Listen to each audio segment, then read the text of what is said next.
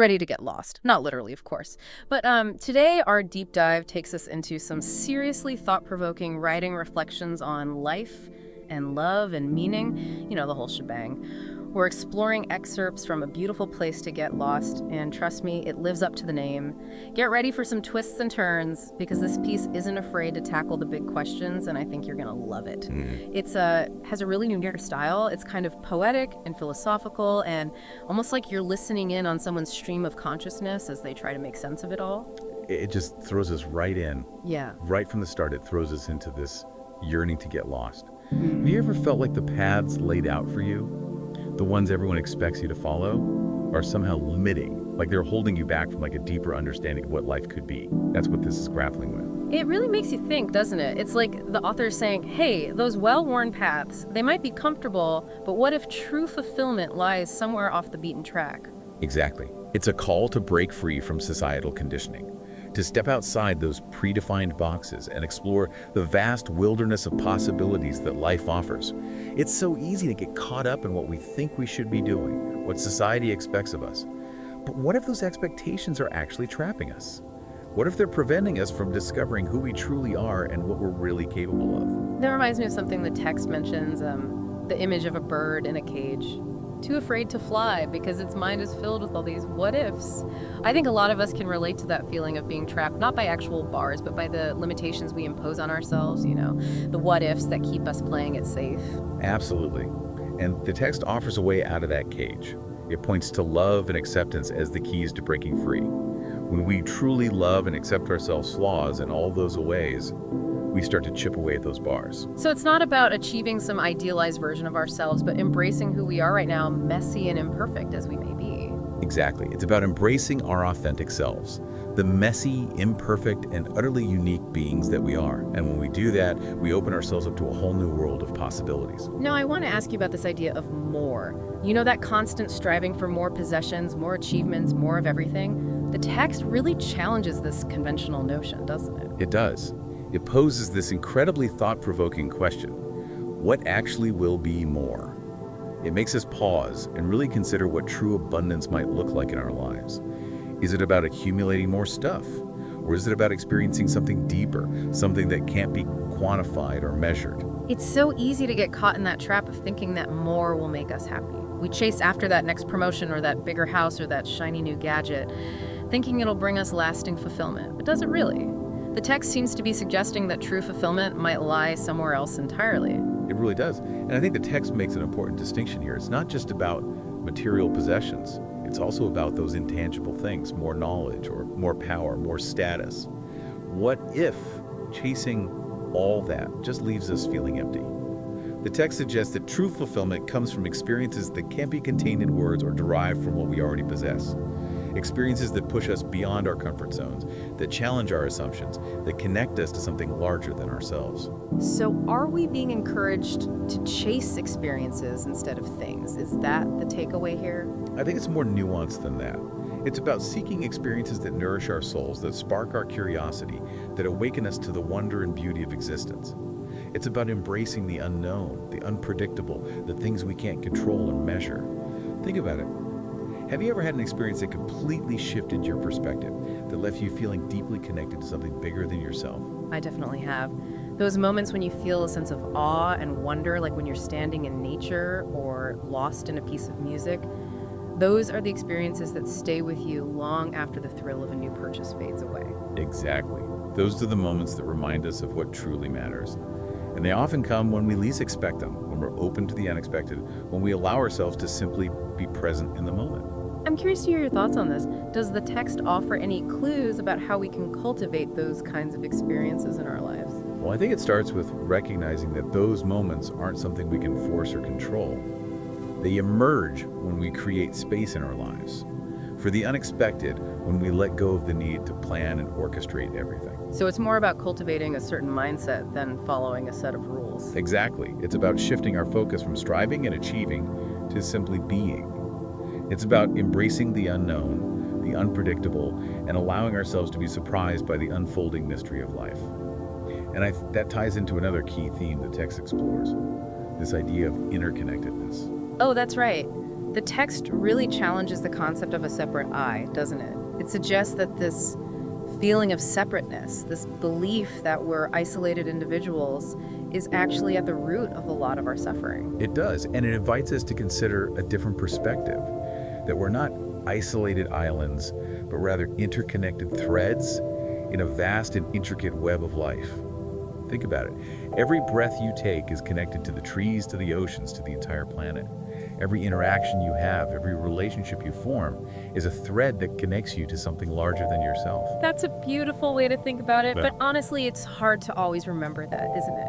We get so caught up in our own lives, our own problems, our own little bubbles, that it's easy to forget we're all part of something much bigger. It is, and I think that's where the text emphasis on love comes in. Yeah. Because love at its core is about connection. It's about dissolving those perceived boundaries between ourselves and others, recognizing that we're not as separate as we might think. There's that powerful statement you mentioned earlier, it is all one. It really gets to the heart of this idea, doesn't it? It does, and think about those moments when you felt a sense of oneness with something larger than yourself. Maybe it was while you were in nature or listening to music or connecting with another person on a deep level. In those moments, the boundaries between self and other seem to dissolve, and you experience a glimpse of that underlying unity. I think we've all had those moments. But the text also acknowledges that it's not always easy to live from that place of interconnectedness, right? Yeah. We get caught up in our own stories, our own dramas, and it's easy to forget that we're all in this together. You're right. And that brings us to another key theme, the weight of our stories. The text describes how we carry the weight of our past experiences, the narratives we tell ourselves about who we are and what's possible for us. These stories can be like heavy baggage weighing us down and preventing us from moving freely through life. The text uses a really striking analogy for this. It talks about carrying gold bricks on a trek. And the point isn't whether the bricks represent good or bad experiences. It's the weight that matters, the way they weigh us down. Such a powerful image, isn't it? And it really makes you think, what stories are you carrying that might be weighing you down? What limiting beliefs, what past hurts are you clinging to that are preventing you from living fully and joyfully in the present moment? That's a great question to ask ourselves, because the text suggests that letting go of those stories, releasing those heavy bricks, can lead to a profound sense of liberation and lightness. It's like we're finally free to move forward, unburdened by the weight of the past.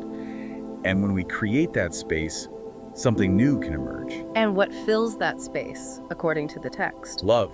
The text presents love as the antidote to fear, to judgment, to the loneliness of separation. It's like this powerful force that dissolves boundaries and connects us to something bigger than ourselves. It's interesting that the text keeps coming back to love. It seems to be a central theme, almost a guiding principle. It is. And I think that's because love is such a transformative force. It has the power to heal old wounds, to break down walls, to open us up to new possibilities. And it's not just romantic love we're talking about here. It's love in all its forms. Compassion, kindness, empathy, acceptance. I'm struck by this line from the text, love is melting away in other. What do you think the author means by that? I think it speaks to the way love dissolves boundaries and connects us to something beyond ourselves. It's about recognizing the inherent unity that exists beneath the surface of our perceived separateness. When we love, we open ourselves up to that unity. We allow ourselves to be touched and transformed by it. So it's not just about feeling love, it's about allowing ourselves to be dissolved by it, to be changed by it. Exactly. It's about surrendering to the transformative power of love. And that takes courage because it requires us to let go of our defenses to embrace vulnerability. Which is something the text talks about quite a bit. The importance of honesty and vulnerability as foundations for genuine connection and personal growth. Absolutely. It's about shedding the masks we wear, the personas we present to the world, and having the courage to show up as our authentic selves, flaws and all. I remember the text using this really striking image, sitting together naked without boundaries. It's such a powerful metaphor for vulnerability and authenticity. It is. Yeah. And it speaks to the level of intimacy and connection that's possible when we're willing to be truly open and honest with each other. But the text also acknowledges that this can be challenging because even with all this talk of honesty and vulnerability, language can sometimes be a barrier. That's right. The text points out the limitations of language, how words can only take us so far. It's like the author is wrestling with how to express these profound insights, knowing that words can only point us in the right direction. Exactly. Words can be powerful tools for communication, but they can also be limiting. They can create misunderstandings, they can oversimplify complex ideas, they can fall short of capturing the fullness of our experience. I think we've all had those moments where we're trying to express something profound or explain a complex feeling, and we realize that words just aren't enough. Absolutely. And the text encourages us to be mindful of this, to approach language with a sense of curiosity and openness, to recognize that words can only point us towards something larger, something that lies beyond the realm of language. So, if words can't fully capture the truth, what are we supposed to do? The text seems to be suggesting that maybe, just maybe, the search for definitive answers is part of the problem. What if we let go of the need for certainty, for neat and tidy explanations, and simply allow ourselves to be present with the mystery of life as it unfolds? It's like we're so busy trying to figure everything out to find the right answers that we miss the beauty and wonder of the journey itself. You're right, and maybe that's a point. The journey is the destination. It's about embracing the unknown, the unpredictable, and allowing ourselves to be surprised by what we discover along the way. So where does that leave us? If words aren't enough and the answers aren't out there, what are we supposed to do? Well, I think the text offers a really interesting suggestion. What if instead of constantly seeking answers out there, we turned our attention inward? What if the real journey of discovery is about exploring the questioner, the one who's so obsessed with finding answers? That's a fascinating idea. It's like we're so used to looking outside ourselves for guidance and validation. But what if the answers we seek are already within us? Think about it.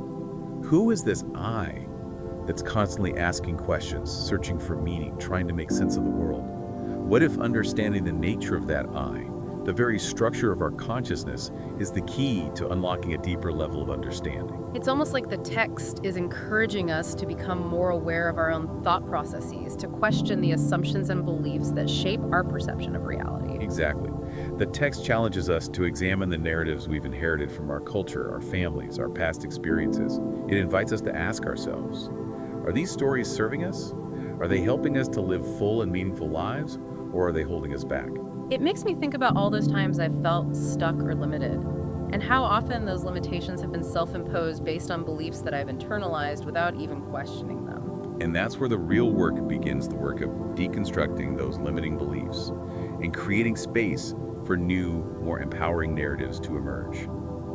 The text seems to be suggesting that true freedom lies in breaking free from the confines of our conditioned minds and embracing the boundless potential of our true nature. So it's not about finding the right answers, but about questioning the very framework within which we're asking the questions. Precisely. It's about recognizing that our perception of reality is just that.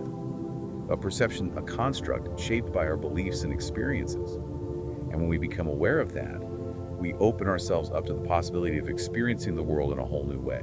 And maybe, just maybe, that's what the text means by getting lost. It's not about literally getting lost, but about losing ourselves in the vastness of the present moment, letting go of our preconceived notions, and allowing ourselves to be surprised by what we discover. That's a beautiful way to put it. It's about surrendering to the mystery of life, embracing the unknown, and trusting that the journey itself will lead us to where we need to be. Well, that brings us to the end of our deep dive into a beautiful place to get lost. I have to say, this piece has really given me a lot to think about. What about you? What resonated with you the most? For me, it was the emphasis on love as the antidote to fear and separation. It's a powerful reminder that true connection, both with ourselves and with others, is only possible when we're willing to let go of our defenses and embrace vulnerability. Absolutely. And the text leaves us with this beautiful open-ended question. What is life? It's a question we all grapple with, isn't it? It is. And maybe the answer isn't something we can find in words, but something we experience in every breath, every moment. It's the awareness that animates our being, the interconnected web of relationships that weave the tapestry of our lives. Maybe life is the question itself, the ongoing exploration of what it means to be human. It's an adventure to be embraced, a mystery to be savored, a beautiful place to get lost. And who knows what we might find when we allow ourselves to wander off the beaten path. Thanks for joining us on this deep dive. I hope it's given you some food for thought and maybe even inspired you to explore some of these ideas further in your own life. It's been a pleasure.